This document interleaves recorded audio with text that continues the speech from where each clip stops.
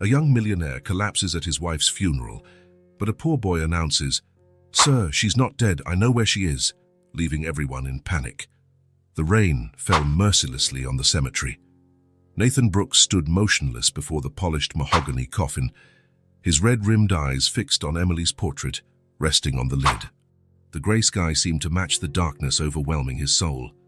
"We are gathered here to say farewell to Emily Brooks, a beloved wife, daughter and friend."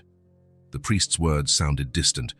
Nathan could barely process that he was at his own wife's funeral. Only 3 days ago she was alive. 3 days ago, he had cancelled yet another dinner with her to close a major deal. 3 days ago, he still had the chance to say he loved her.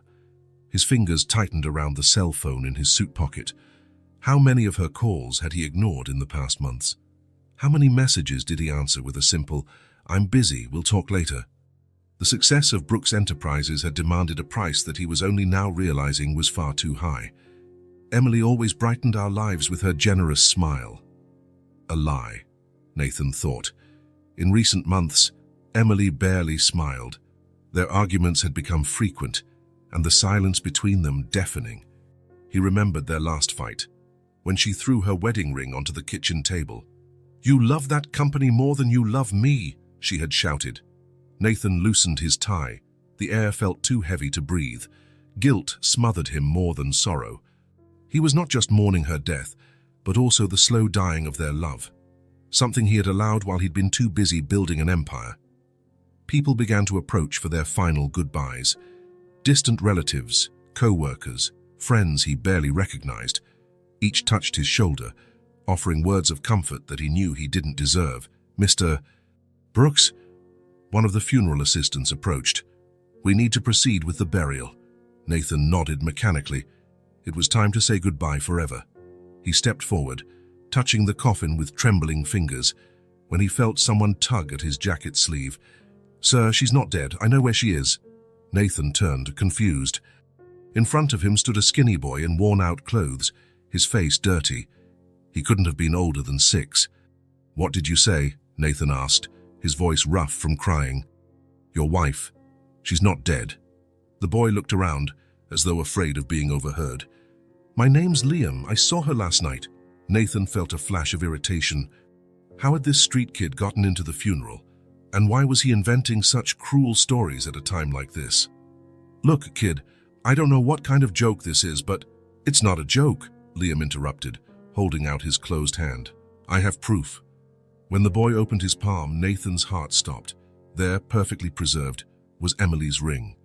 The same ring she had thrown onto the kitchen table during their last fight.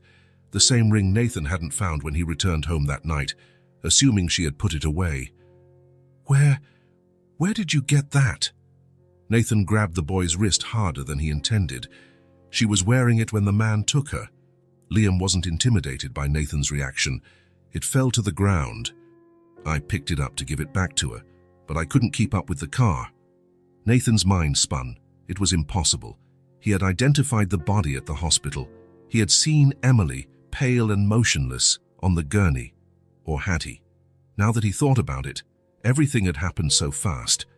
The hurried doctor, the dimly lit room, his own state of shock. Had he really looked carefully? "Who is this boy, Nathan?" asked Margaret, Emily's sister, approaching with tears staining her face. Nathan didn't answer. A wild, desperate idea was taking shape in his mind.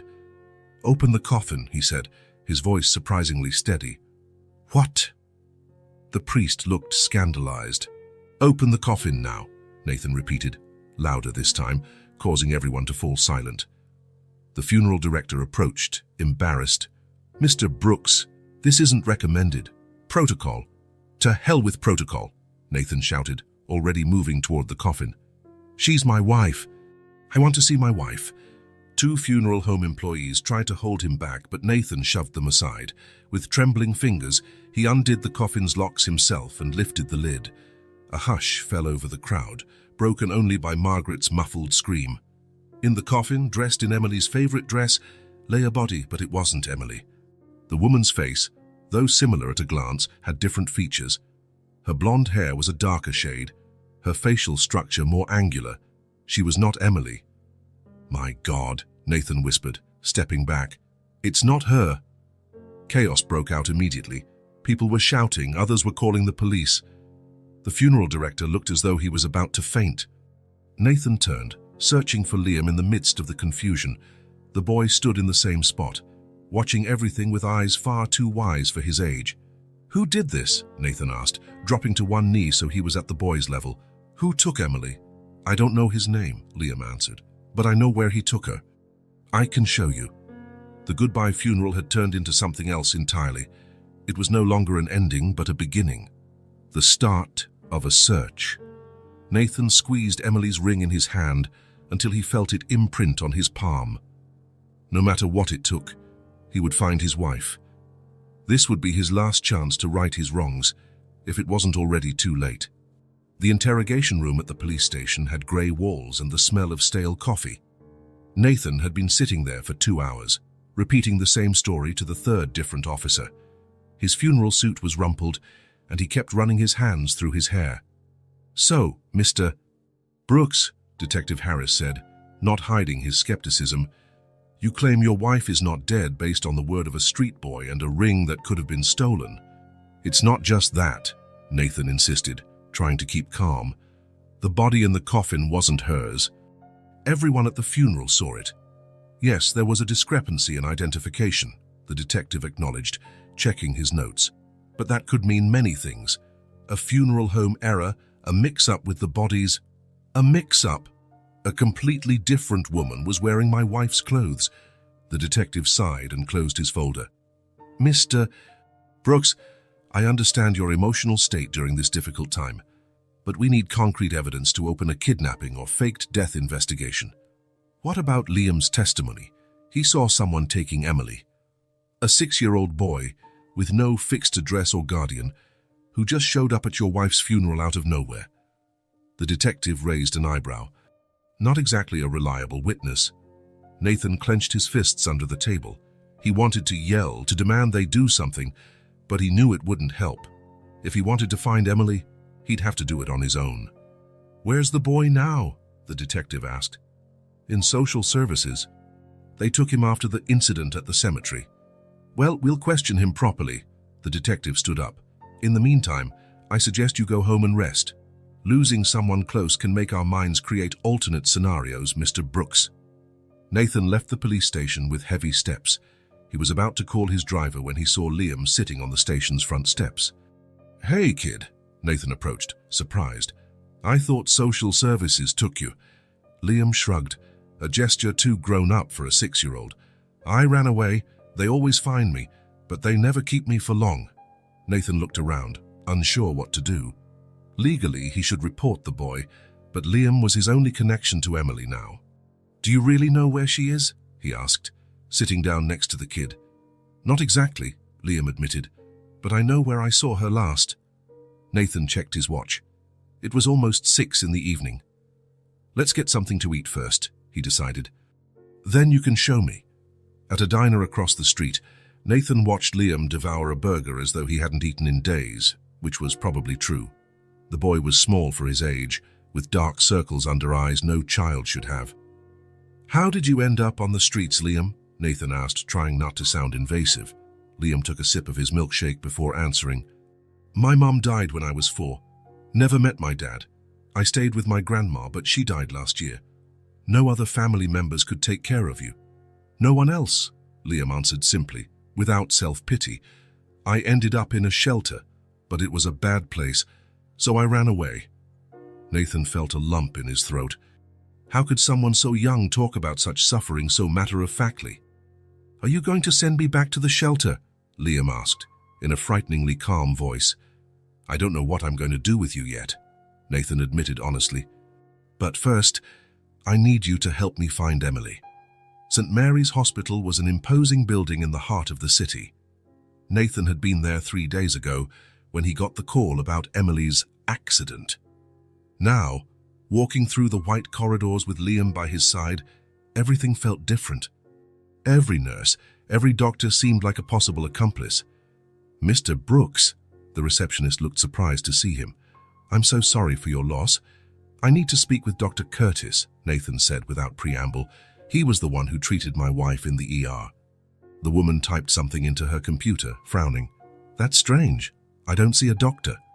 Curtis on the schedule that night. What do you mean? He personally received me. Blonde, about 50 years old, rectangular glasses. We don't have any Dr. Curtis with that description, she replied, looking genuinely puzzled. Nathan felt his stomach drop. What about the admission record for Emily Brooks? There must be a file. Treatment notes. More clicks on the keyboard. The receptionist's face went pale. Mr. Brooks, according to our system, your wife was never admitted to this hospital. Nathan nearly knocked over the monitor with his hand. That's impossible. I was here. I saw her on a gurney in that room. He pointed toward the emergency corridor. Sir, please calm down, the receptionist requested, glancing around nervously. I can check the backup system. Sometimes records don't sync properly. While the woman worked, Nathan looked at Liam, who observed everything with sharp eyes. The boy seemed to pick up on every detail with a perception unusual for his age. It's all lies, Liam whispered, leaning toward Nathan.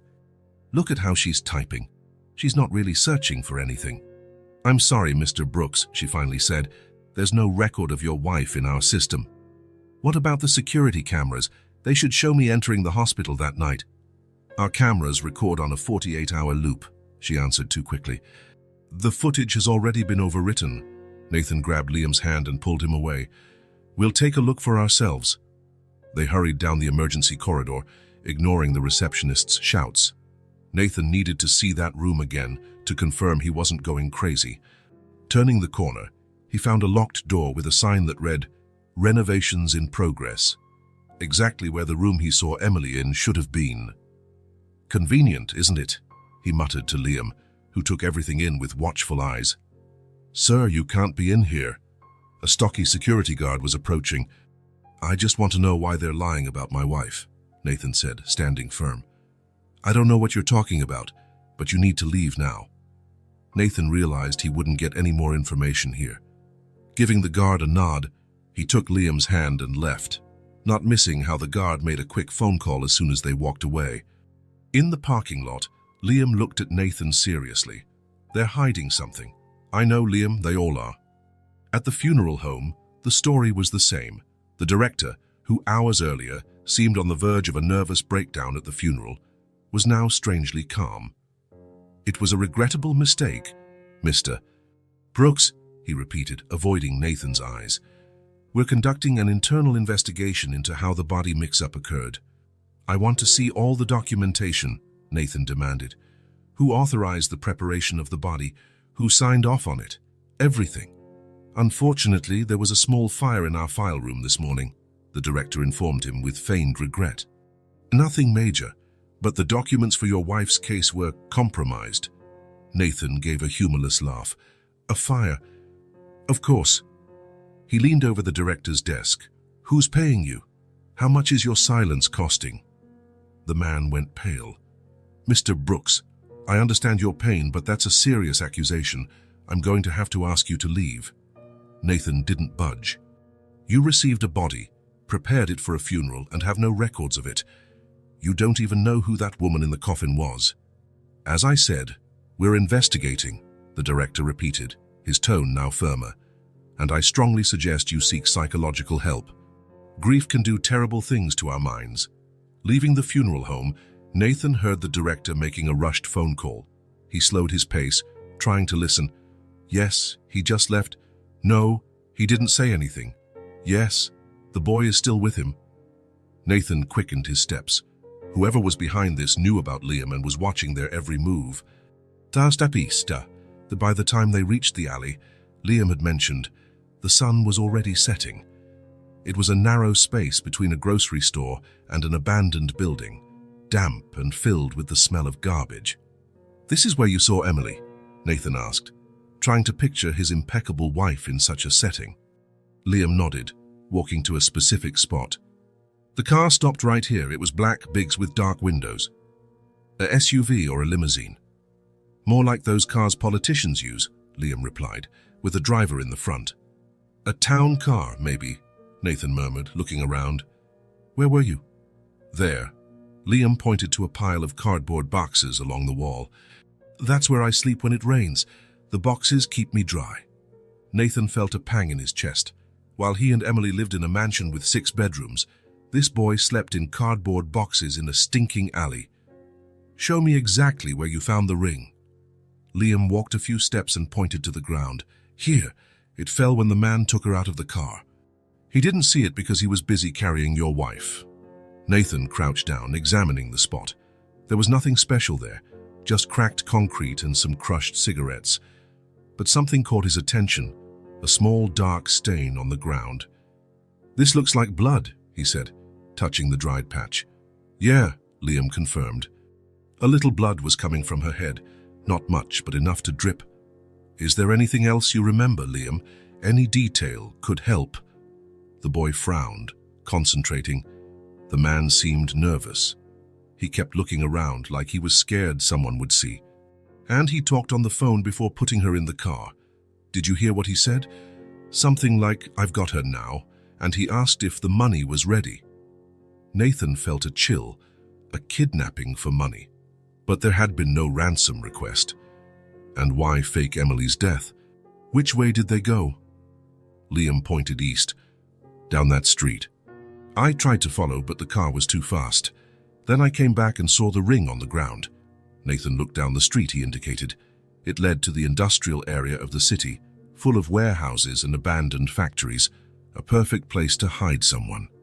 Nathan was exhausted by the time they reached the Brooks mansion. The house, normally immaculate, had clothes strewn about and dirty dishes everywhere.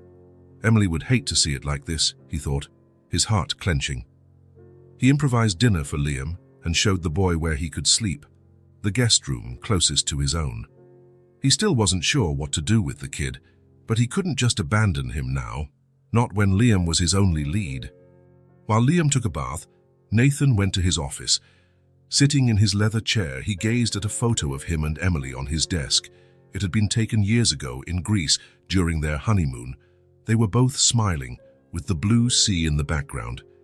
When had they stopped smiling at each other like that? The phone rang, interrupting his thoughts. Nathan answered, expecting to hear a relative offering condolences.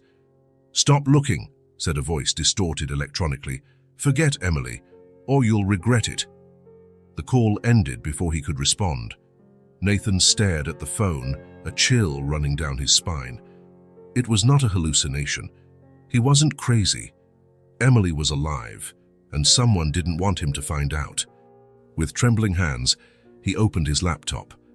As CEO of Brooks Enterprises, he had access to resources the police didn't or refused to use. Within minutes, he'd contacted his company's IT department and requested a full investigation into Emily's finances. He had never bothered about his wife's financial activities. He knew she had unlimited access to their joint accounts, but always assumed she used the money just for household maintenance and the occasional shopping. How many other things did he not know about his own wife? The phone rang again. Nathan hesitated before picking up. Mr. Brooks, it's Kevin from IT. Did you find anything? Nathan asked, anxious. Yes, sir, and it's unusual. Mrs. Brooks opened a separate bank account about 6 months ago at a different bank than you normally use. What sort of activity in that account? Regular deposits from your joint account, amounts that could look like normal household spending, but then large transfers to a company called Horizon Investments. How much? In the last 6 months, about $300,000 in total. Nathan felt his stomach drop. That was a lot of money, even for them. Any info on this Horizon Investments? That's where it gets strange, sir. The company only exists on paper. No website, no registered employees, just an address in an industrial area and a single unidentified beneficiary. Send me the address, Nathan ordered. And keep digging. I want to know who that beneficiary is. After hanging up, Nathan stared out the office window into the city's night. What was Emily doing with all that money? Was she being blackmailed? Was she planning to leave him and secretly stocking up on funds? The thought made him feel a stab of jealousy. In the weeks before the accident, they'd barely spoken.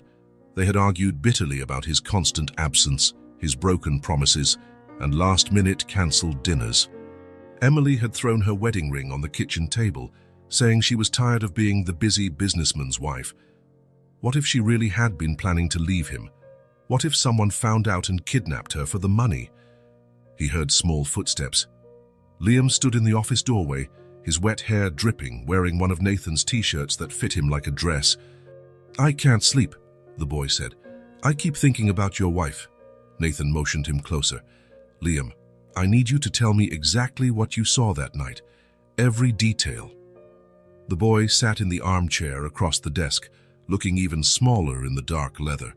"I've told you everything," he said. "The car, the man carrying her, the blood on her head." "How did she look? Was she conscious? Was she fighting him?" Liam shook his head. "She looked, I don't know the right word, like she was asleep, but not normal sleep." "Drugged," Nathan suggested, feeling his stomach churn. "Yeah, that," Liam agreed. "She didn't move." "What about the man? Anything you remember? His voice, his clothing, any marks?" Liam closed his eyes, concentrating. He wore a long dark coat, and he talked quietly on the phone. "Do you remember exactly what he said about money?" The boy bit his lip, thinking hard. He said something like, "I've got her. Where's the money?" And then, "No, I don't care about the rest. I just want my share." Nathan frowned. That didn't sound like a typical kidnapping. It sounded more like a transaction. Was Emily being sold? The idea was horrifying.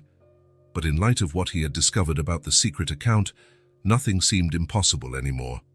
"Nathan," Liam's small voice brought him back. "We're going to find your wife, right?" Nathan looked at the boy, ragged, tired, but with a determination in his eyes that many adults lacked. "Yes, Liam, we'll find her." But even as he said it, a dark doubt crept into his mind. What if Emily was involved in something dangerous? Had his frequent absences, his blind dedication to work, pushed her into a situation beyond her control? Looking at the photo on his desk again, Nathan felt guilt crushing his chest. Maybe if he had been a better husband, more present, none of this would have happened. Maybe Emily would never have needed a secret account or gotten involved with dangerous people, but regret wouldn't bring Emily back. All he could do now was find her and, if it wasn't too late, try to mend what had been broken between them. "Let's get some sleep," he told Liam, getting up. "Tomorrow, we'll go to this Horizon Investments address." The boy nodded, yawning. As he guided Liam back to the guest room, Nathan felt a strange comfort in the child's presence. In less than 24 hours, Liam had become his only ally in what looked like a gigantic conspiracy. The office phone rang once more, echoing through the empty house. Nathan hesitated but decided not to answer. Whatever threats they made, and they wouldn't stop him.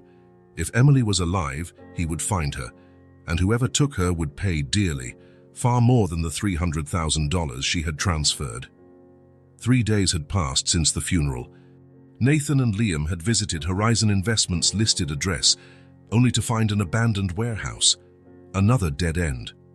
Now, they sat in the kitchen of the Brooks mansion, sharing a quiet breakfast, the kind of comfortable silence two people share when thrown together by desperate circumstances. Nathan watched the boy eat cereal. In just 3 days, Liam already looked different. The new clothes Nathan bought him, the daily baths and regular meals were starting to fill out the hollows in his cheeks. But his eyes, old eyes in a child's face, remained the same. Eyes that had seen far too much.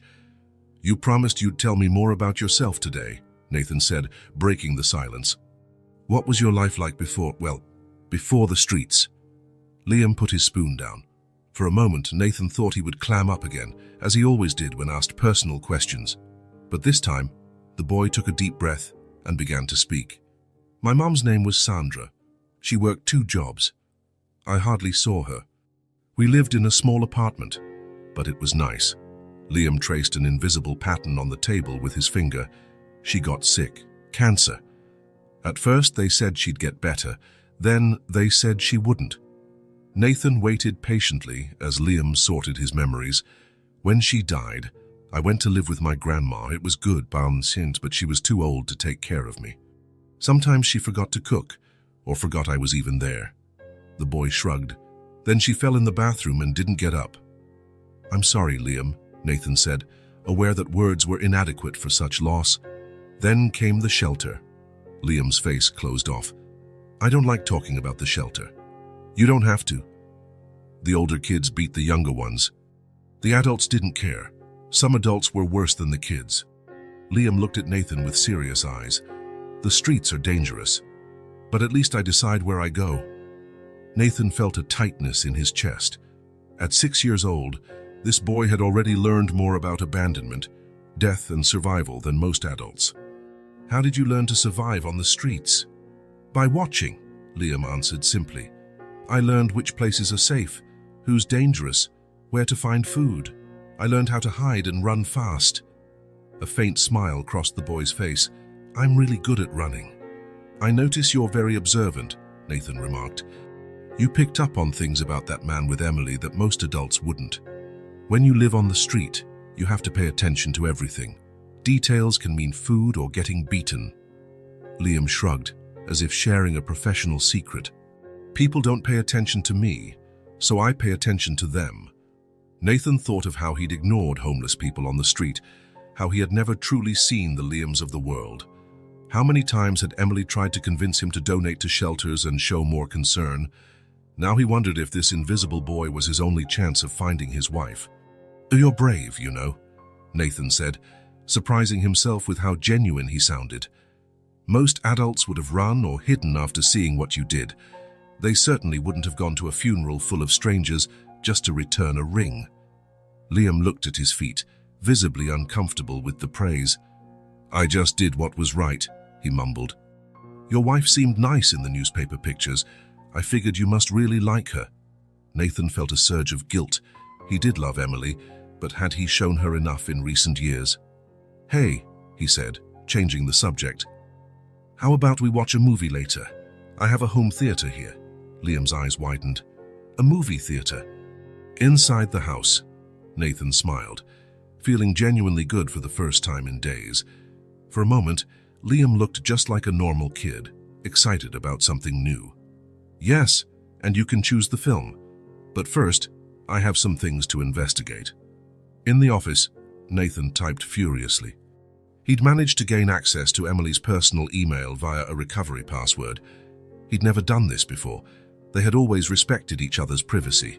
Or maybe, he thought bitterly, they just never cared enough to be curious. Emily's inbox was meticulously organized into folders: volunteer work, household bills, family. He focused on messages from the last 6 months, when the bank transfers began. Anything? Liam asked, sitting in the corner armchair, drawing on a notepad Nathan had given him. Not sure yet, Nathan replied, opening a folder titled Personal Projects. Emily seems to have been involved in some sort of... I'm not sure what. The emails exchanged with someone identified only as J were vague and cautious. Mentions of donations, final steps, and keeping everything discreet. In one email, Emily wrote, I can't involve Nathan in this. He'll never understand. The last message was 5 days before her supposed accident. We're almost there. Soon everything will be resolved. What the hell were you doing, Emily? Nathan murmured at the screen. Liam stood up and came closer, peering over Nathan's shoulder. Maybe she was helping someone. With $300,000. My mom used to say rich people always help other rich people, Liam said with childlike bluntness. Maybe your wife wanted to help people like me. Nathan looked at the boy, surprised. He'd never considered that possibility. Emily had always had a strong sense of social justice, something he often dismissed as naive idealism. Let's go visit some of Emily's friends, Nathan decided, shutting down the computer. Friends who might know more than I do. Margaret, Emily's sister, lived in an upscale apartment downtown. When she opened the door and saw Nathan with Liam, her tear-swollen eyes widened in surprise. Nathan, what are you... Who is this? This is Liam, Nathan explained. He's been helping me. May we come in? I need to ask you some questions about Emily. Margaret's living room was filled with photos of Emily. The sisters, always close, smiled at beaches, parties, and graduations. Nathan realized there were more pictures of Emily here than in his own home. You really think she's alive? Margaret asked, pouring tea. Her tone was skeptical. but her eyes held a glimmer of hope. "I'm sure," Nathan replied, "and someone wants me to stop looking." Margaret, was Emily acting strangely in the weeks before the accident? Margaret hesitated, glancing at Liam, who was exploring the living room with quiet curiosity. "Don't worry about him," Nathan assured her. "He knows everything." "Well, yes," Margaret admitted. "Emily seemed anxious. She cancelled our weekly lunch twice, which never happened. When I asked if she was okay, she said she was involved in an important project that required discretion." "Did she mention anyone? Any name, maybe starting with J?" Margaret frowned. "Not specifically, but she was on her phone all the time, texting someone. When I asked who it was, she changed the subject." Nathan felt a pang of jealousy. An affair. Could Emily have been having an affair? "Oh, and there was that car," Margaret added, as if just remembering. "A black sedan that stayed parked near your house. Emily mentioned it was there several times whenever she went out alone." "Did you see who was driving?" "No, dark windows." Margaret hesitated. "Nathan, do you think someone kidnapped her?" "That's exactly what I think, and I'm afraid it might be connected to the large sums of money she was sending to a shell company called Horizon Investments." Margaret's eyes widened. Horizon Investments? Never heard of it. "Me neither, until 3 days ago." Margaret looked at Liam, who was now examining a photo of Emily at the beach. "And this boy, how is he involved?" "He saw Emily being taken the night everyone thought she died," Nathan explained. "He found her ring and brought it to me at the funeral." "My God," Margaret whispered. "Poor kid. Where is he living now?" "With me," Nathan answered, surprising himself with how naturally the words came out. "Temporarily." As they left Margaret's apartment, Nathan realized something had changed. He'd said temporarily, but the truth was he couldn't imagine continuing the search without Liam. The boy was not just his link to Emily, but also a presence that somehow filled a bit of the emptiness her absence had created. And the next stop was Claire's home, Emily's best friend from college. If there was anyone Emily might have confided in, it was her. Claire was in her garden when they arrived, watering plants. She nearly dropped her watering can when she saw Nathan. "Nathan, I'm so sorry about what happened." "Emily's not dead, Claire," Nathan said bluntly, "and I think you know that." Claire's face went pale. She looked nervously at Liam. "Who's the boy?" "A witness." Nathan took a step forward. "Claire, I need to know what Emily was into. Was she involved in something dangerous?" Claire bit her lip, clearly conflicted. Finally, she gestured for them to come inside. Once inside, Liam wandered over to a bookshelf, curious but contained. Claire spoke in a low voice. Emily was worried about something. In the last few weeks, she mentioned she was finally going to do the right thing, even if it was difficult and complicated. "Do you know what that right thing was?" "Not exactly, but it had something to do with money, with justice." Claire hesitated. "And with you, Nathan." "Me? How so?" "She said you'd be furious if you found out, but she had to do it, with or without your support." Nathan felt his blood run cold. What on earth was Emily doing? Something illegal. "Claire, did Emily mention anyone named Jay, or Horizon Investments?" Claire shook her head. "Not that I remember, but..."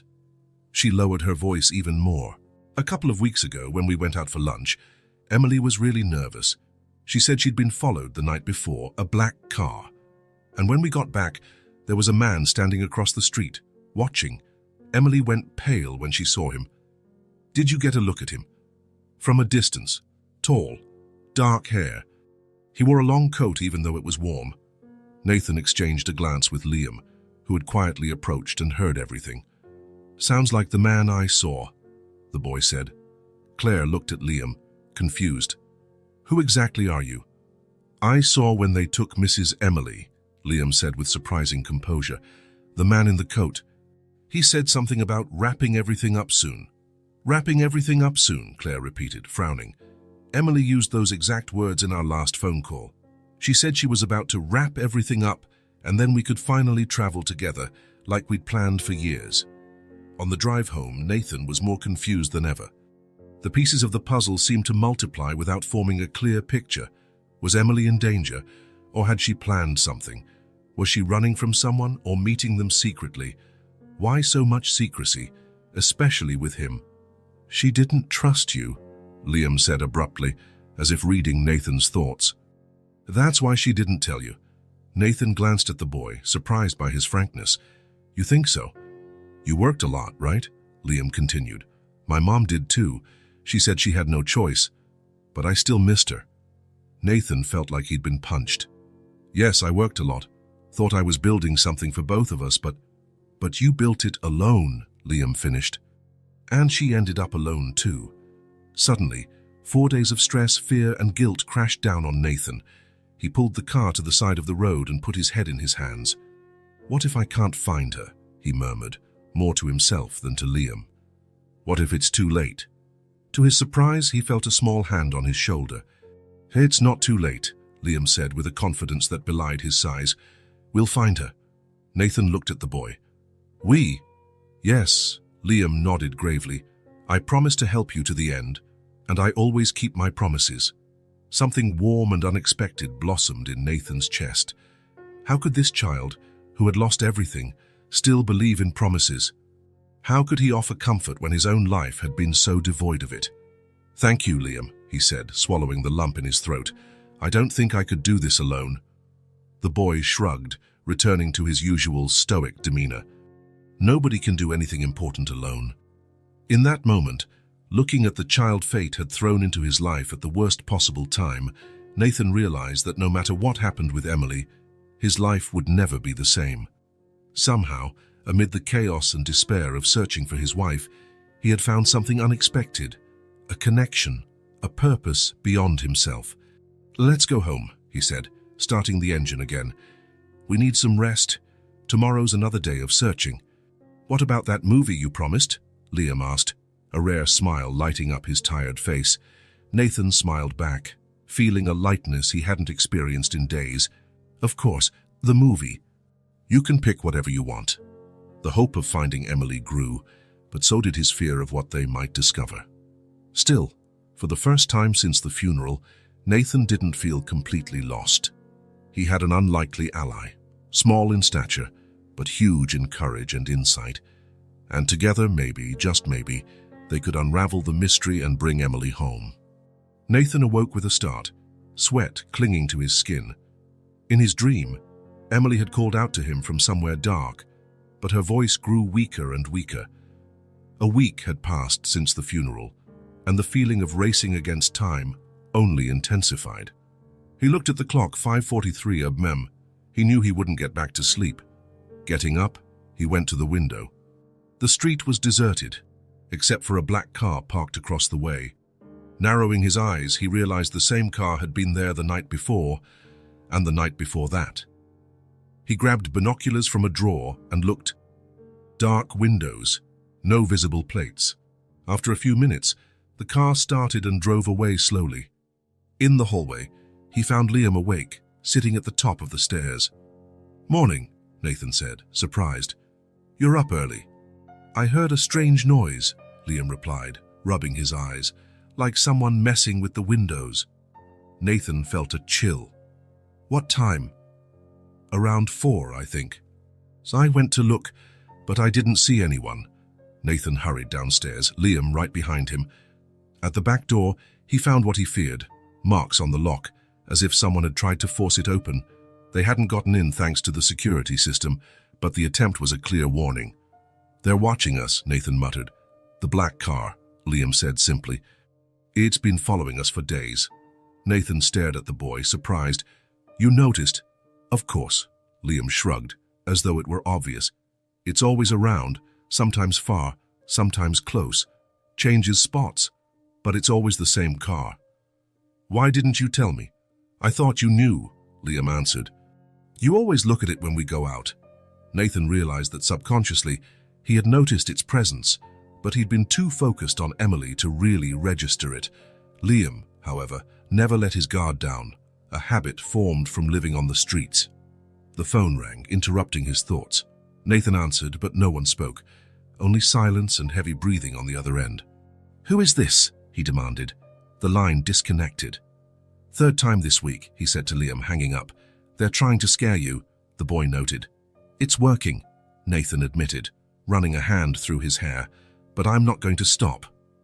In the office, Nathan opened his laptop. Kevin from IT had sent over new files about Emily's transfers.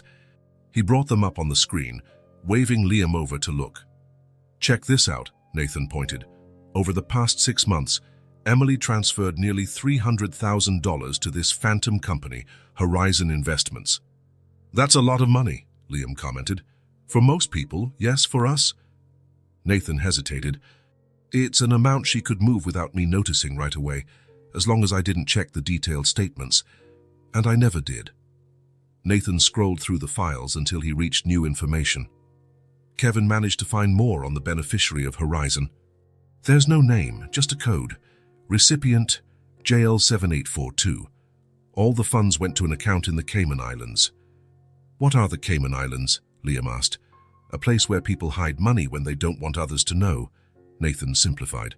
"The problem is we still don't know who JL7842 is or why Emily was sending so much money." Nathan leaned back in his chair, frustrated. Every new piece of information just raised more questions. What was Emily doing? Paying off a blackmailer? Financing something illegal? Or, as Liam suggested, trying to help someone? "Nathan," Liam said suddenly, sitting up straighter, "I just remembered something." "What is it?" "On the streets, you hear things. A few weeks ago, there were rumors about an abandoned house on the outskirts of the city. A place no one goes. People said someone important was hiding there." Nathan leaned forward, interested. "What kind of rumors?" "Tommy, an older kid who sometimes gave me food, said he saw a fancy car stop there a bunch of times, a driver and all. He followed once, out of curiosity, and saw a man in a suit carrying bags of food inside." "You think that's where they might be keeping Emily?" Liam bit his lip. "I'm not sure. But it's weird, right? An abandoned house getting visits from rich people." Nathan stood up, suddenly energized. "Liam, do you know where this house is?" "Sort of. It's near the river, off the old road. There's a rusty gate and a broken fence." "We'll check it out," Nathan decided. "But we need to be discreet. If they're watching us, we can't let them know we have this lead." While they packed to leave, the phone rang again. Nathan picked up. "Stop now," the electronically distorted voice warned. "This is your last chance, Brooks. Next time, it won't just be your wife." "Who are you?" Nathan demanded. "What did you do with Emily?" "Emily's fine, for now. Keep looking, and you'll be next. Both of you will." The explicit threat made Nathan shudder. Whoever was behind this wasn't just trying to intimidate, they were promising harm to Emily and him. "I want to talk to her," Nathan tried, desperate. "Prove she's alive. You're not in a position to make demands," the voice replied coldly. "Forget Emily. Go back to your life, or you won't have a life to go back to." The call ended. Nathan stood there, phone in hand, feeling the weight of the warning. "They're getting nervous," Liam observed, noting Nathan's pale face. "That means we're close." Nathan looked at the boy, amazed by his insight. "How can you be so calm?" "I'm not," Liam admitted, "but being scared won't help save your wife." Once again, the child's simple wisdom hit Nathan. There was something about Liam that kept him from giving up, something that made it impossible to succumb to fear. Perhaps it was the boy's presence that gave him the strength to keep going. "We have to be extremely careful," Nathan said, crouching to look the boy in the eye. "We can't just drive there. They're watching us." Liam nodded, grasping the seriousness of the situation. "We can take the bus. Nobody pays attention to an adult with a kid on the bus." "Good idea," Nathan agreed. "But first, we need a map. Let's look up all the abandoned properties in the area you mentioned." They spent the next few hours poring over maps and online property records. Using his company contacts, Nathan obtained information on the outskirts of the city, focusing on vacant or legally disputed properties. "I've found 3 possibilities," he finally said. "An old factory, a farmhouse, and a small warehouse, all near the river, all abandoned for at least a year." "The farmhouse," Liam said immediately. "That's the one Tommy mentioned." "How do we get there without drawing attention?" Liam thought for a moment. We can take the bus to a park, then walk a bit and catch a cab. If someone's following, it'll be harder for them. You're good at this, Nathan remarked, impressed. I learned to hide from social workers. Liam gave a small smile. It's pretty similar. They left an hour later, dressed casually with backpacks, as though heading out for a simple day trip. Nathan locked all important documents in his safe before they left. Something told him the house wouldn't be safe in their absence. On the bus, they sat at the back, keeping a close eye out for anyone tailing them. Nathan didn't see the black car anywhere, which was both a relief and a concern. If he couldn't see who was watching him, he wouldn't know where the danger was coming from. That man in the front, Liam whispered, leaning in. He got on right after us and he keeps staring back, Nathan observed discreetly. A middle-aged man in a dark coat, despite the hot day, sitting alone and glancing toward them frequently. Good eye, Nathan murmured. We'll get off at the next stop and see if he follows. When the bus stopped, they exited quickly. The man stayed seated, but Nathan noticed him watching them through the window. A chill ran through him. Change of plans, he told Liam, picking up the pace. We'll go into that store and leave through the back. They entered a small grocery store, pretending to browse. They asked to use the restroom, and an employee pointed down a back corridor that led to an alley exit. Once outside, Nathan took out his phone. We need a cab now. 15 minutes later, they were on their way to the rural outskirts of the city. The cab driver, an elderly man who chatted non-stop about the weather, didn't seem to notice his passengers' tension. Drop us off at the intersection of Old Highway and River Road, Nathan requested, not wanting to reveal the exact location. The farther they got from the city, the more Nathan's anxiety grew. If Emily really was at that abandoned farmhouse, what would they find? Would she be okay? What if it was a trap? It'll be fine, Liam said quietly, as if reading Nathan's mind. We'll find her. Nathan looked at the boy beside him, so small yet so strong. How could someone who had lost everything still have so much hope? You're amazing, you know that, he blurted. I don't know what I'd do without you on this search. Liam seemed embarrassed by the compliment, but a shy smile crossed his face. You're okay too, he murmured. For a rich adult, Nathan laughed, feeling a brief moment of lightness amid the constant terror of the last few days. It was odd how this boy, who had come into his life at the worst moment, had become so important in such a short time. The cab dropped them at the intersection as requested. Nathan paid in cash, leaving a generous tip so the driver wouldn't remember much about them later. Now we walk, he said, adjusting his backpack. Liam, you remember exactly where the house is? Yeah, it's that way, the boy pointed to a narrow dirt track. We have to walk a bit, but not too far.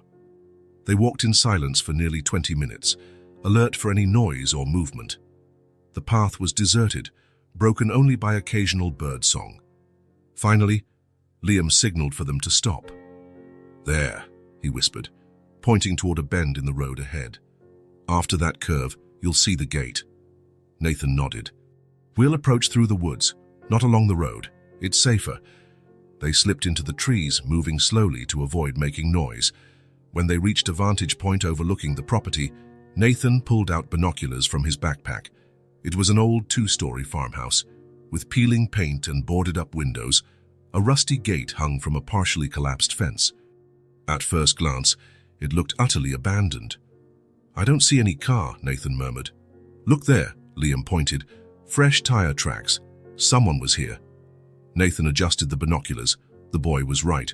There were fresh tire marks in the dirt driveway, indicating a recent visit. Good eye, Liam. Very good. They continued watching for almost an hour, but detected no movement. There were no obvious signs of occupation, no lights, no sounds, no smoke from the chimney. We need to get closer, Nathan decided, but not now. It's getting late, and it'd be dangerous to get stuck here after dark. Liam nodded, though he looked disappointed. We can come back tomorrow with flashlights and food. Yes, and we'll need a better plan if Emily's in there. We can't just barge in without thinking about the consequences. On the return trip, they made sure to use a different route, taking another taxi and then a different bus. Nathan was paranoid, constantly checking if they were being followed. Liam stayed vigilant, his sharp eyes noting every passenger who got on or off. It was getting dark by the time they arrived at the Brooks mansion. Nathan immediately sensed something was wrong. The front door was slightly ajar, even though he was sure he'd locked it. "Stay here," he whispered to Liam, ushering the boy behind a tree in the yard. "No," Liam protested, grabbing his arm. "It's dangerous to go alone." "More dangerous for you," Nathan insisted. "Please, Liam, stay here, and if anything happens, run to the neighbor's house and call the police." Reluctantly, the boy nodded. Nathan approached the house cautiously, pushing the door open carefully. The interior was a complete wreck. Drawers pulled out, papers scattered on the floor, furniture overturned. Someone had ransacked the entire place. Heart pounding, Nathan raced to his office. The safe was intact. Whoever broke in hadn't been able to open it, but his laptop was destroyed. The screen shattered and the hard drive ripped out. The files with Emily's bank statements and the Horizon Investments records, the ones he had left on his desk, were gone. "Damn it," Nathan muttered, surveying the trashed office. They'd taken everything that linked Emily to the secret account and the transfers. Without that evidence, his story sounded even more like a grieving widower's delusion. A noise at the door made him whirl around. Liam stood there, eyes wide, taking in the destruction. "I told you to wait outside," Nathan scolded, but he couldn't muster any real anger. "I thought you might need help," Liam explained, stepping into the office. They took everything. Almost everything. The most important documents were in the safe. Nathan crouched in front of the boy. "Liam, this is getting too dangerous. Maybe you should stay somewhere else for a while. Maybe with Margaret, Emily's sister." "No," Liam interrupted firmly. "I'm not leaving you alone. I promised to help find your wife, and I keep my promises." Nathan looked at that 6-year-old boy, so determined, so brave despite everything he'd lost, and felt a lump in his throat. "I know you promised," Liam continued. "But it's not just that, it's you and Mrs. Emily are the only people who've been nice to me since my grandma died. I can't leave you now." Nathan swallowed hard, touched. "Thank you, Liam, that means a lot to me." Carefully, they checked the rest of the house. The intruders had torn everything apart, but seemed to have taken nothing except documents. It was a clearly targeted search. They wanted to erase any evidence that might lead Nathan to Emily. "What do we do now?" Liam asked as they tried to straighten up the living room. "I think we need help," Nathan admitted. "I was thinking of hiring a private investigator, someone not connected to the local police. I'm starting to suspect someone in the department might be involved." "Why do you think that?" "It's too convenient how they dismissed my story so quickly. How the body in the coffin was misidentified without anyone being held responsible. How all the records vanished." Nathan picked up his phone. He still had some contacts from his days as a lawyer before founding Brooks Enterprises. One was a former cop who now worked as a private investigator. "I'll make some calls. Meanwhile, I don't think we should sleep here tonight." Liam nodded, looking around nervously. "They might come back." "Exactly. We'll go to a hotel under fake names, pay in cash." As they gathered clothes and essentials, Nathan couldn't shake the sense of failure. A week after the funeral, and what had he achieved? Vague leads, rumors, and now a ransacked house. Emily was still missing, and the threats were escalating. "Hey," Liam said, touching his arm, "don't give up. We found the place where she might be. That's more than we had before." Nathan looked at the boy, struck by his resilience. "You're right, and tomorrow we'll check that house more thoroughly." In the car on the way to the hotel, Nathan made a decision. No matter how dangerous, he would return to that farmhouse. The tire marks, the isolated location, the rumors Liam had heard, all pointed there. If Emily was being held there, he'd find her. And if she wasn't, he'd keep searching until his last breath. He glanced in the rearview mirror, half expecting to see the black car trailing them. The road behind them was empty. Yet somehow that didn't comfort him. Whoever was behind Emily's disappearance was patient, meticulous, and willing to do anything to stop him. But they hadn't counted on his determination, and they definitely hadn't counted on Liam, whose sharp eyes and instincts had already proven invaluable. "We'll find her," Nathan said, both to himself and to Liam. "No matter how long it takes." "Yeah," the boy agreed, his small face serious in the dashboard lights. "We'll find her." The road stretched ahead, dark and uncertain. But for the first time in days, Nathan felt something besides fear and guilt. He felt hope. Darkness swallowed the car as Nathan turned off the headlights half a mile from the abandoned property. The moonless night offered perfect cover, but it also made it hard to see the path. He parked on a side road, hiding the vehicle among tall bushes. "Are you sure we both should go?" Nathan asked Liam one last time, though he already knew the boy's answer. "Yes," the boy replied firmly. "Four eyes see more than two." In the 3 days since their house was invaded, they had stayed at a small motel on the edge of the city under fake names, paying cash. The private investigator Nathan hired had dug deep into Horizon's beneficiary, but came up empty. Whoever was behind JL 7842 had covered their tracks well. Tired of waiting, Nathan decided it was time to act. The farmhouse was their best lead, and he couldn't waste any more time. "Remember what we agreed," Nathan said, adjusting the small backpack on his shoulders. "If I say run, you run, no matter what happens to me." Liam nodded, but Nathan knew the boy likely wouldn't obey. Over the past days, their bond had grown stronger than he'd ever thought possible. Liam wasn't just a little ally in the search for Emily, he was almost like a son. "Keep your flashlight off until we're inside," Nathan instructed, "and stay close to me." They walked in silence along the dark trail, guided only by the faint starlight. The smell of damp earth and decaying leaves filled the air. Occasionally, an owl's hoot shattered the silence, making Nathan jump. When they reached the farmhouse's broken fence, they paused to observe. The place looked abandoned as before, boarded windows, peeling paint, no sign of lights or movement. "The car's not here," Liam whispered, pointing to where they had seen tire tracks. "Good," Nathan replied. "Let's make the most of being alone." Quietly, they crossed the weed-choked yard. The back door was locked, but one of the nearby windows had loose boards that could be moved enough to slip inside. Nathan pried them off carefully, testing each one for noise. "I'll go first," he said. "Wait until I call you." The interior smelled of mold and neglect. Nathan turned on his flashlight, covering part of it with his hand to dim the beam. He scanned the room. It looked like an old kitchen. Broken dishes, rusty utensils, and dusty furniture. "Come in, Liam," he whispered. "Be careful where you step." The boy slipped in through the window with the agility of someone used to entering places he wasn't supposed to. His eyes glinted in the low light, taking in every detail. "Someone's been using this place," Liam murmured. "Look!" He pointed to a corner of the kitchen where, amid the dust and decay, there were signs of recent use: a half-full water bottle, food wrappers, footprints in the dust that didn't look old. Nathan's heart pounded. "Let's check the rest of the house." The living room was much the same, mostly abandoned, but with subtle signs of recent human presence. A clean chair among dusty furniture, a spot on the floor with less dust, like it had been swept or used frequently. When they reached the base of the stairs leading to the second floor, Nathan hesitated. Some of the wood looked rotten. If the stairs creaked or broke, they'd lose the element of surprise if anyone was here. "Let's go up slowly," he decided. "Step where I step." The staircase groaned under his weight but didn't give way. Upstairs, they found a hallway with 4 doors.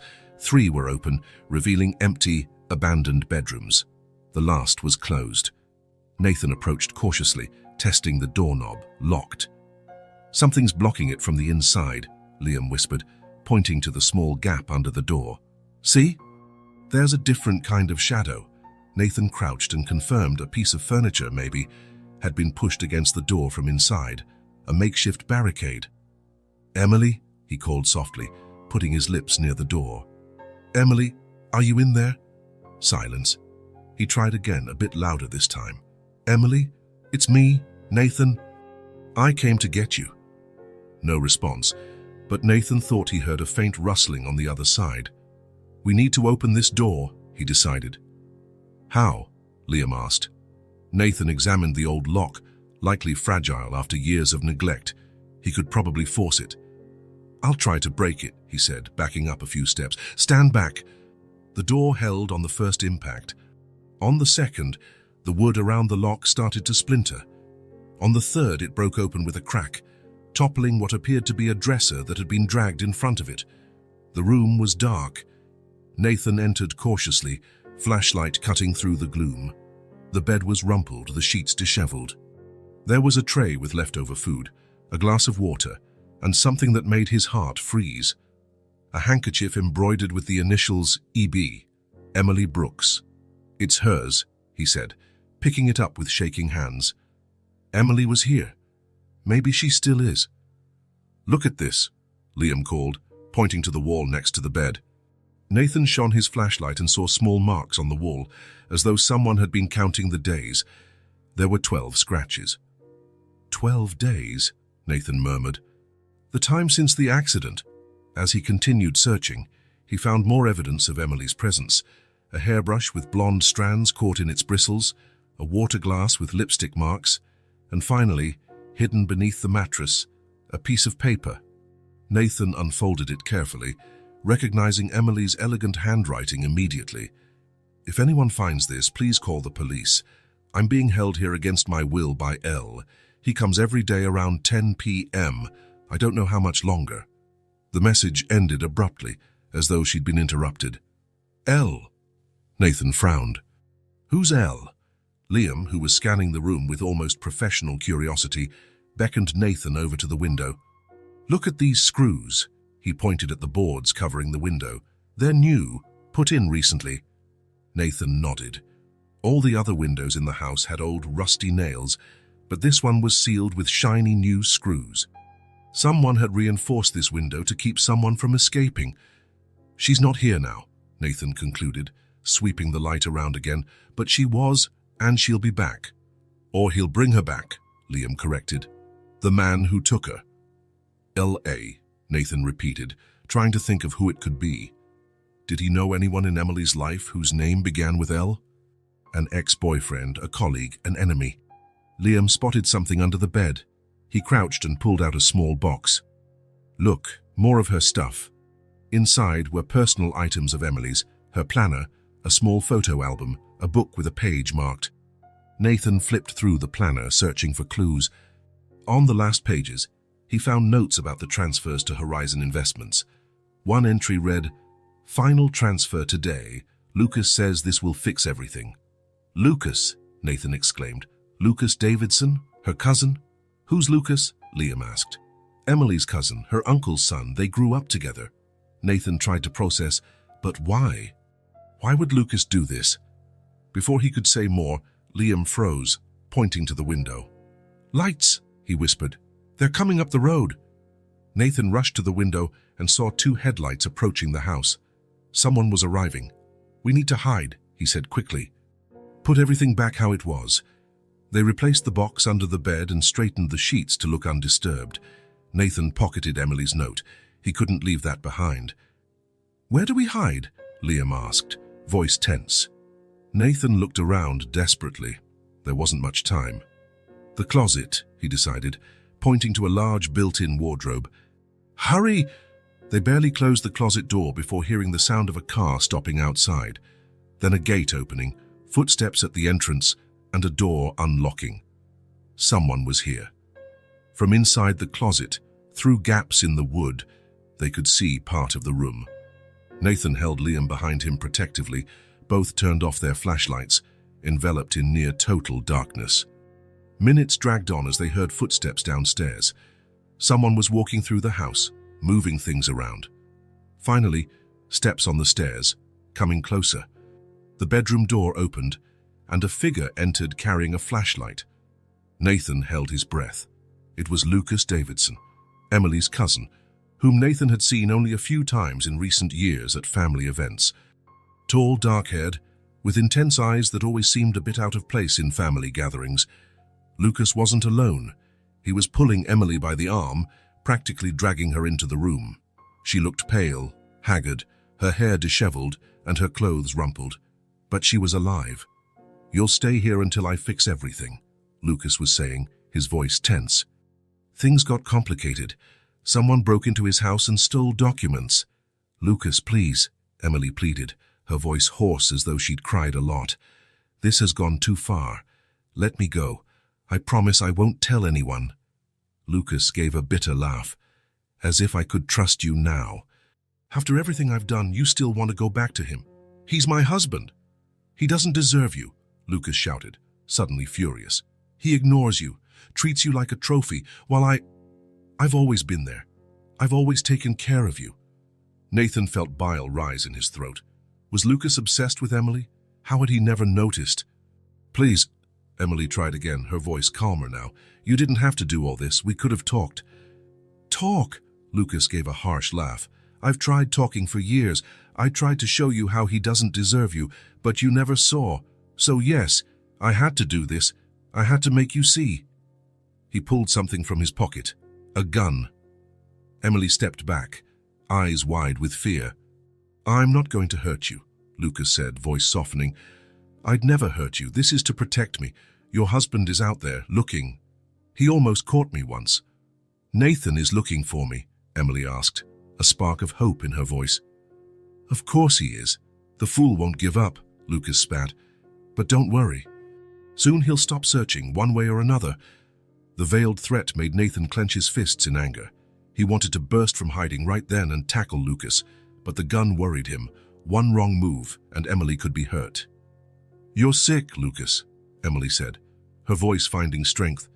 This isn't love. It's obsession. It's madness. Don't tell me what love is, Lucas yelled, his hands shaking as he pointed the gun. I've loved you my whole life. Since we were kids, I'd do anything for you.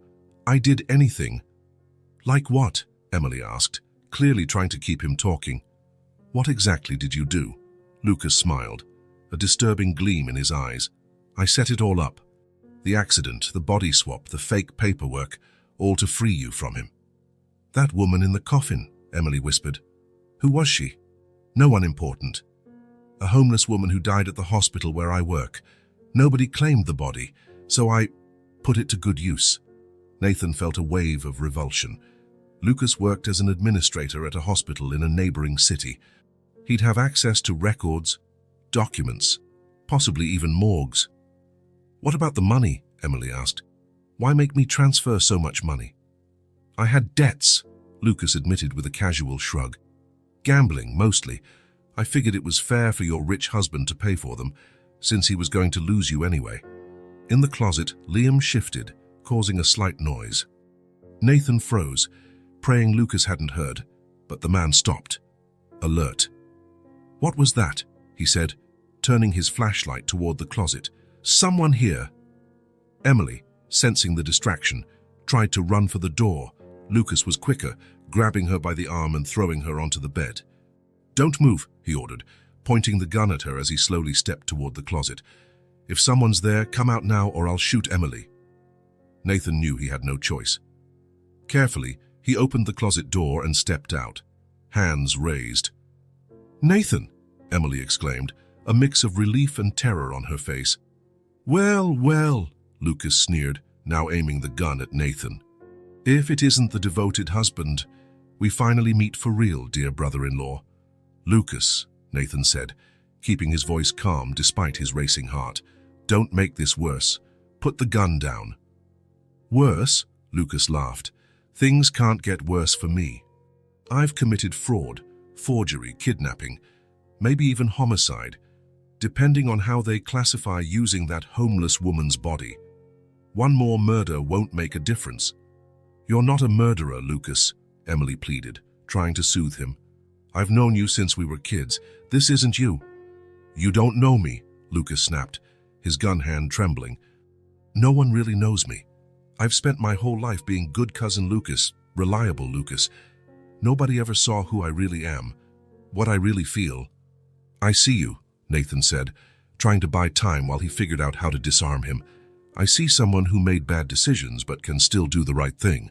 Lucas laughed bitterly. The right thing? What's that? Go to prison while you get to keep her. No thanks. I'd rather end this now. He aimed the gun straight at Nathan's head. Emily screamed. Just then, something small and fast burst out of the closet, Liam, who had stayed hidden. He ran forward and bit Lucas's leg hard. Lucas cried out in pain and surprise, momentarily distracted. It was all Nathan needed. He lunged, slamming into Lucas's arm, The gun went off, the bullet hitting the ceiling. The two men fell to the floor, wrestling for control. Lucas was strong, and adrenaline fueled his desperation. He managed to get on top of Nathan, pressing the gun to Nathan's face. "You should have stayed home mourning your dead wife," Lucas snarled. "Nathan!" Emily shouted. With a desperate move, Nathan shoved Lucas aside and landed a punch to his face. The gun skidded across the floor. Liam, quick as a cat, dove for it and grabbed it first. The boy held the gun with trembling hands, pointing it at Lucas. "Don't move," Liam ordered, his child's voice starkly contrasting with the gravity of the situation. Lucas, seeing himself disarmed and at the mercy of a kid, let out a hysterical laugh. This is how it ends, defeated by a street kid. Nathan got to his feet, panting, and rushed to Emily. She collapsed into his arms, sobbing. "It's okay now," he whispered, holding her tight. "It's over. You're safe." Note: original paragraph numbering in Portuguese text jumps from 546 to 547, without a separate paragraph for 546. We maintain the structure as provided. Lucas tried to stand, but Liam kept the gun trained on him. "Stay where you are," the boy said, "or I'll shoot." "You wouldn't shoot, kid," Lucas taunted. "You don't even know how to use that thing." "Want a bet?" Liam snapped back, sounding more confident than he looked. Nathan grabbed a bedsheet and tore it into strips. "Liam, keep him covered. Emily, can you help me?" Together, they bound Lucas's arms and legs while he alternated between deranged laughter and furious curses. "How you won't get away with this, Lucas," Nathan said, tying the final knot. "You're going to spend a long time in prison." "She'll never love you the way she'd love me," Lucas spat, glaring at Emily. "Never." Emily, pale and trembling, backed away from her cousin. "I never loved you like that, Lucas. You were family. I trusted you." "Emily?" Nathan said gently. "Are you hurt? Did he hurt you?" She shook her head, though her vacant, distant look worried Nathan. She was clearly in shock. "We need to get you to a hospital," he decided, "and hand this lunatic over to the police." "The police won't believe you," Lucas laughed. "I have friends there. Why do you think nobody investigated the accident more closely?" "We have proof now," Nathan retorted, "and witnesses. Your game is over." With Lucas tied up and gagged, Nathan called the private detective he'd hired. Within an hour, state police, brought in from outside the local precinct to avoid any of Lucas's possible accomplices, surrounded the property. Seated at the back of an ambulance, wrapped in a blanket, Emily looked like a shadow of the vibrant woman Nathan remembered. A doctor said she was dehydrated and malnourished, with minor bruises but no major injuries. The psychological trauma, however, would be harder to heal. "He's my cousin," she said softly, watching as the police loaded Lucas in handcuffs into a car. "We grew up together. How could he—" Nathan sat beside her, holding her hand. "Don't try to understand his madness right now. The important thing is you're alive. You're safe." Emily turned to Liam, who stood by the ambulance, observing everything with watchful eyes.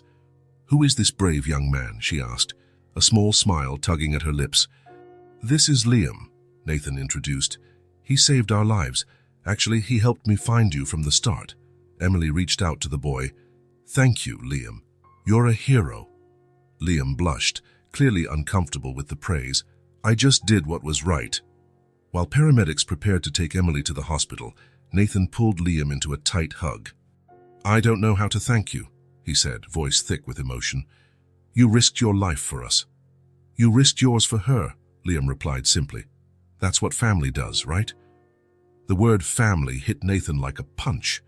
This boy, who had no one in the world, considered them family after just 2 weeks together.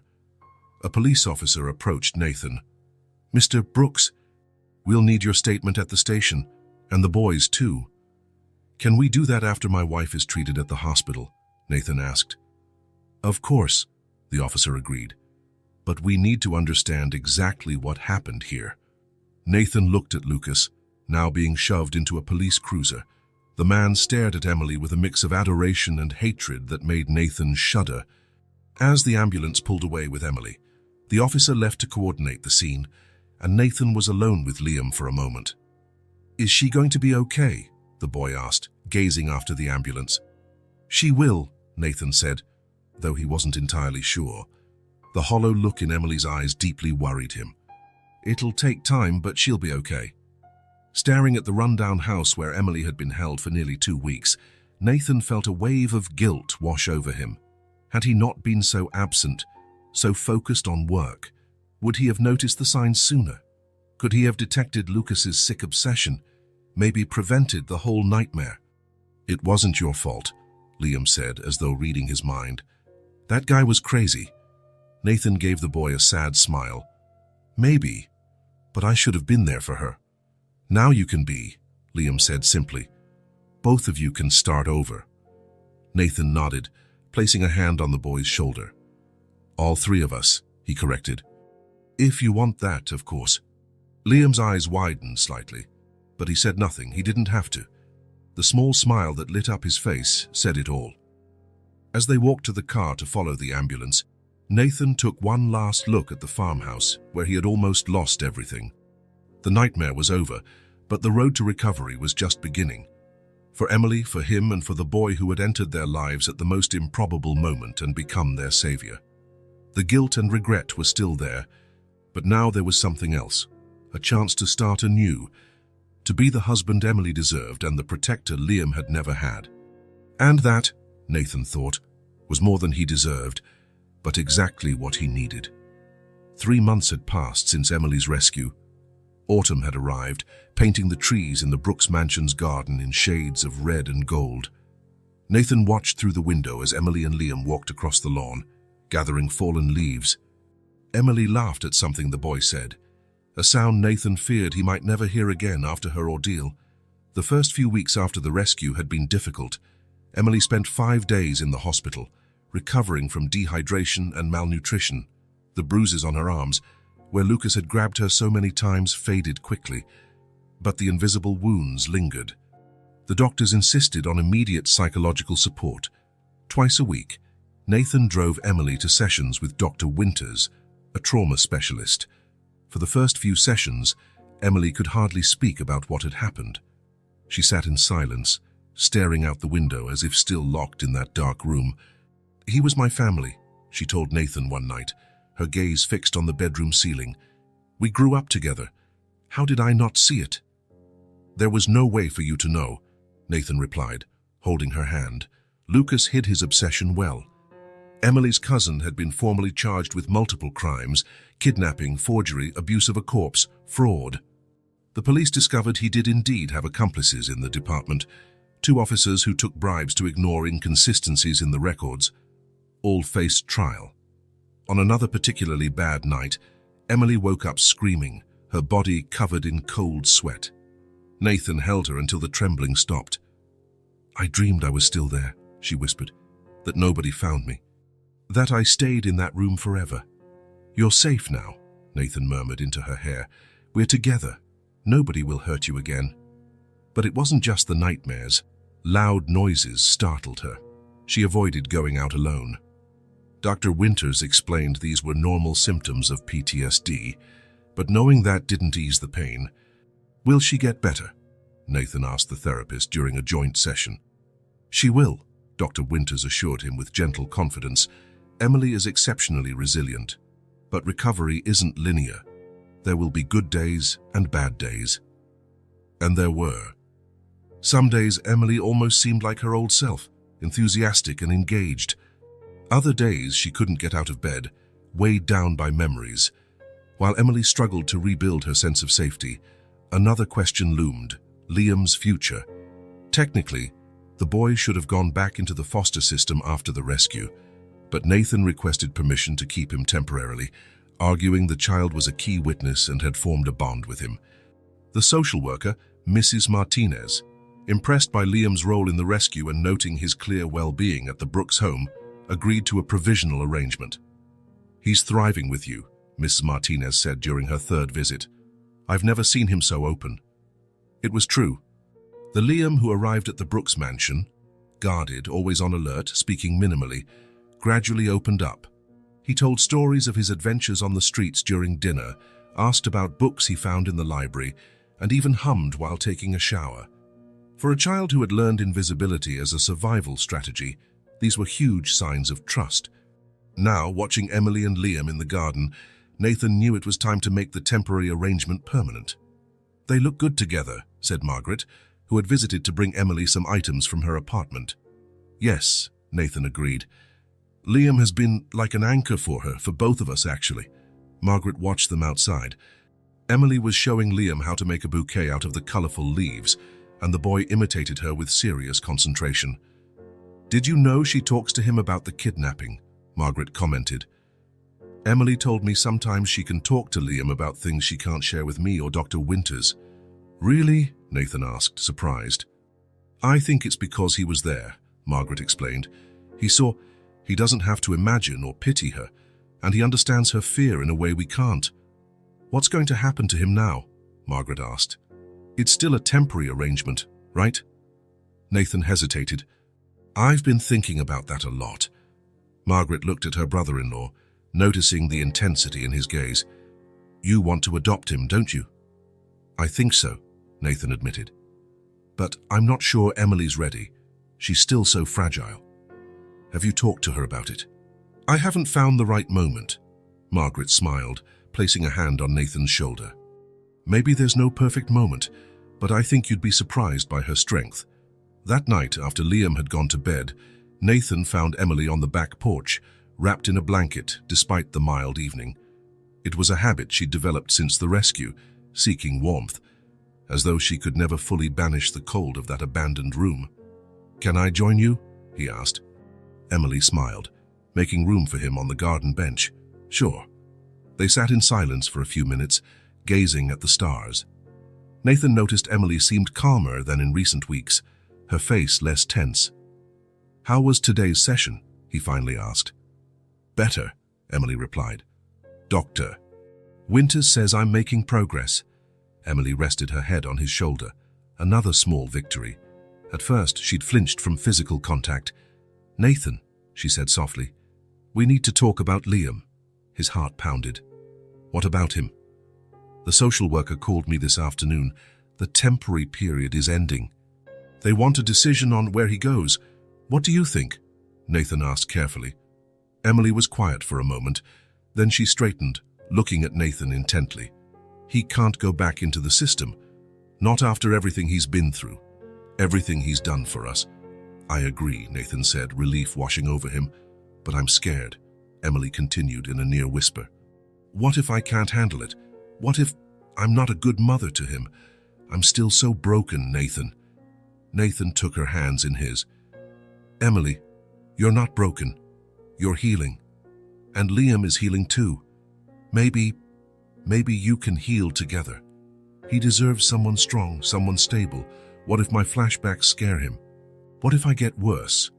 "Liam has seen more darkness than most adults," Nathan said gently, "and somehow he still has this light inside him. Maybe he doesn't need us to shield him from reality. Maybe we just have to love him through it." Tears sparkled in Emily's eyes.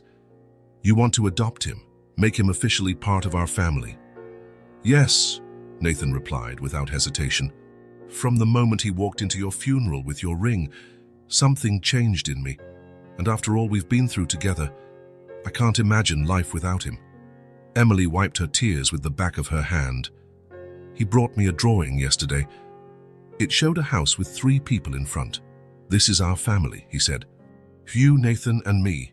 Like it was the most natural thing in the world." "For him it is," Nathan said. "He never really had a family, at least not since he lost his mom and grandma. But he still believes in it. He believes in us." "Can we do this?" Emily asked, her voice torn between fear and hope. "Raise a child, after everything that's happened?" "I think we can try," Nathan answered, "if you want to, if you're ready."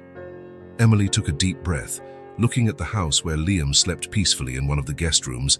"I'm not sure I'll ever be completely ready. But waiting until I'm perfect might mean waiting forever." She squeezed Nathan's hand. "Let's try. Let's adopt him." The next morning, over breakfast, Nathan and Emily watched Liam devour his pancakes with the enthusiasm of someone who'd known real hunger. In the 3 months living with them, he'd gained weight. his once hollow cheeks now fuller, and his skin had a healthier color. "Liam," Nathan began, exchanging a glance with Emily, "we need to talk to you about something important." The boy stopped eating, instantly alert, a habit from his street days, always bracing for bad news. "Okay," he said cautiously. "You know, Ms. Martinez, the social worker, has been visiting to see how you're doing," Emily said gently. "She's gonna take me away?" Liam asked directly, his sharp eyes sensing the tension. "No," Nathan replied quickly. "Actually, it's the opposite. Emily and I want to know how you'd feel if we adopted you, legally, so you can stay with us for good." Liam blinked, processing the words. For a moment, his face remained impassive, that neutral mask he'd perfected to survive. Then slowly, tears filled his eyes. "You want to be my parents? Forever?" Emily stood and knelt beside his chair. "Yes, we do, if you want that. But why?" The boy's question was heartbreaking, revealing how little he believed he deserved love. "Because you're special, Liam," Nathan said, joining Emily. "Because you're brave and kind and smart. Because you're already part of our family, even without papers. And because we love you," Emily added simply. Liam looked from one to the other, searching for any hint of a lie. Then, in a rare show of emotion, he flung his arms around Emily's neck and began to sob. "I want it," he mumbled between sobs. "I really do." Nathan wrapped them both in an embrace, tears blurring his own vision. For the first time since Emily's kidnapping, the Brooks mansion felt like a true home again. The adoption process turned out to be more complicated than they expected. As Nathan had feared, there were bureaucratic hurdles. The system preferred placing children with families that hadn't experienced recent trauma. Emily's kidnapping, Liam's involvement in the rescue, everything raised red flags among cautious social workers. "They worry it's an emotional decision, not a rational one," explained the family attorney they hired. "We have to prove you're stable and fit to raise a child." That meant more interviews, psychological evaluations, and surprise visits from social workers. For Emily, each new intrusion tested her fragile sense of security. There were days she locked herself in the bedroom after a visit, unable to cope with the stress. "Maybe they're right," she told Nathan after one particularly hard assessment. "Maybe I'm not ready." "Emily," Nathan said, sitting beside her on the bed, "you're in therapy, you're improving every day, and most importantly, Liam adores you. He feels safe with you. What if I have a breakdown in front of him? What if the nightmares get worse? Then we deal with it together," Nathan said firmly. "Like a family." Lucas's trial added to the pressure. Emily had to testify, recounting her ordeal before a packed courtroom. Lucas was sentenced to 15 years, with possible parole after 10. For Emily, the sentence brought relief, but also an odd emptiness. Justice had been served, but it couldn't erase what happened. "How do you feel?" Nathan asked on the drive back from court. "Free," Emily answered after a moment's reflection. "Like I can finally start looking forward, not back." As the adoption case moved slowly forward, daily life settled into a routine. Liam was enrolled in the local school, adapting remarkably well despite his patchy educational past. A social worker attributed it to his natural intelligence and new stability. "He's blossomed with you," she said during a visit. "It's rare to see such a positive transition in a child who's been through what he has." With Dr. Winter's encouragement, Emily began working part-time at an arts foundation, something she'd always wanted to do but never had time for when busy being the perfect wife of a successful businessman. The work gave her a sense of purpose that aided her recovery. Nathan drastically reduced his work hours, delegating more at Brooks Enterprises. 3 nights a week, he came home in time for dinner with Emily and Liam. Fridays were now family movie night, with Liam choosing the film. One night, after a particularly vivid nightmare, Emily found Liam sitting at her bedside. "You were screaming," he said simply. "Want me to get Nathan?" Emily, still trembling, shook her head. "He took a sleeping pill." "Better not wake him," Liam nodded, showing a maturity beyond his years. "Want me to stay with you for a bit?" The offer was so simple and sincere, it brought tears to Emily's eyes. That would be good, she replied. The boy sat beside her, propping himself against the pillows. When I had nightmares on the street, I used to look at the stars, he said. It made me feel less alone. Did you have lots of nightmares? Emily asked gently. Every night at first, Liam admitted. After my grandma died, I dreamed I was lost and no one could find me. And now, Liam smiled shyly. Now I mostly dream about good things, about us doing normal stuff, like a real family. Emily felt tears returning. We are a real family, Liam. Or we will be once the paperwork is done. Papers don't make a family, Liam said with childlike wisdom. People do. Emily hugged the boy, marveling at how someone so young, who had suffered so much, could have such a clear view of what truly mattered. That night, she had no more nightmares. Over the following months of waiting, they hit setbacks. One evaluator recommended against the adoption, citing Emily's recent trauma as a risk factor. Nathan's attorney appealed, and another evaluation was ordered. The possibility of losing Liam to the system loomed over them like a dark cloud. What if they take him from us? Emily asked one night, her voice shaking with fear. They won't, Nathan promised, though he wasn't certain. I'll hire the best lawyers, use every resource we have. I don't want to go back, Liam said calmly, surprising them by entering the room. Apparently, he'd overheard, to the shelter or another family. I want to stay here. Emily opened her arms and Liam rushed into her embrace. We'll fight for you, she promised, with everything we have. Time passed, and slowly, the assessments began to tip in their favor. Emily's therapist wrote a positive report about her progress. Liam's teachers documented his remarkable academic and social development. Even Ms. Martinez, the social worker, became an active advocate for the adoption. 6 months after starting the process, the day of the final adoption hearing arrived. The courtroom was decorated cheerfully, a common practice for adoption finalizations, the lawyer explained. Liam wore his first suit, bought just for the occasion, looking both proud and uncomfortable in the formal attire. Emily clutched Nathan's hand as the judge reviewed the final paperwork. Her therapy had progressed significantly over the past months. Though nightmares still came occasionally, they no longer paralyzed her with fear. Dr. Winters had recently mentioned post-traumatic growth, when someone not only recovers from trauma, but finds new strength and purpose through it. After reviewing all the documents and reports, the judge announced, I'm pleased to grant this adoption. As of today, Liam is officially Liam Brooks, son of Nathan and Emily Brooks. The room erupted in applause. Margaret, in the front row, snapped photos like crazy. Ms. Martinez beamed with genuine delight. Even the usually stoic lawyer looked moved. Liam, however, stood as if in shock, staring at the certificate the judge handed him. Are you okay? Emily asked softly. It's real now, the boy whispered. It's official. I have a family. Nathan knelt in front of him. You'll always have a family, Liam. Always.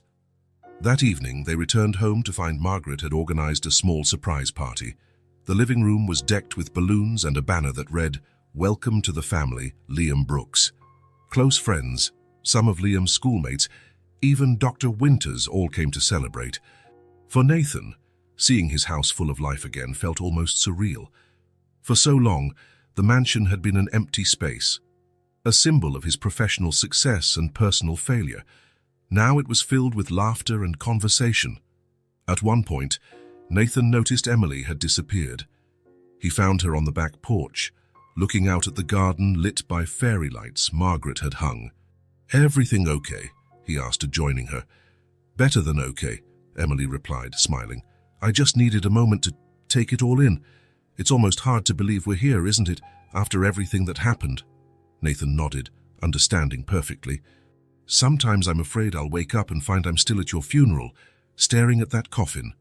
And I'm afraid I'll wake up in that dark room, Emily admitted. But then I see you both, and I know I'm safe, that we're all safe now. The door opened, and Liam appeared, carrying 3 glasses of what looked like champagne. Margaret says we need a toast, he explained, handing them the glasses. Mine is just sparkling apple juice, he added with a mischievous grin.